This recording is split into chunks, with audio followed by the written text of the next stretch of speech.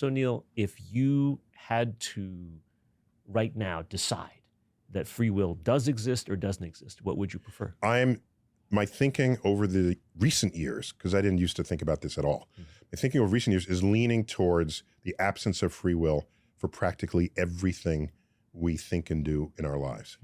And I base that on the fact that over time, things that we have done as people in our species, at one time was you are totally to blame for that, or just something you did or something we've learned, no, this person is more susceptible than you are to addiction. Right. There's a biochemistry there. This person cannot just be made the life of the party because they're on the autism spectrum. They don't control that in the way you might think they should, just because you're the life of the party. You have the free will to not be depressed.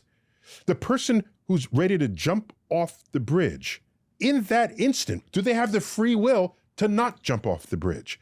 I don't think so. And the more I add up and explore the human condition, I'm forced to conclude that the direction we are headed is that we are all products of an absence of free will.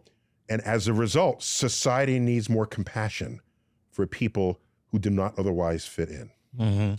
See, I have the exact opposite position in my own mind. I feel that it is because of the absence of free will that you see in most behavior, that it is that 1% of free will activity that moves us in the right direction, bends us toward compassion, takes the arc of history toward justice.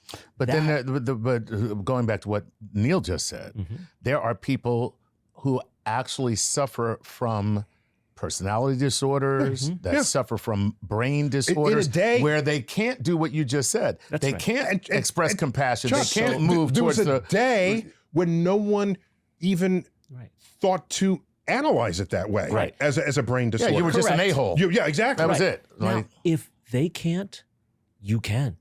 You can show that person compassion or understanding. And therefore, free will as an entity exists. Charles, you're drawing a line that I have seen be in constant motion over the decades and over the centuries. That line that you're saying, they don't have free will, but I do. I don't know that I can. See, I have free will over some things and not over others.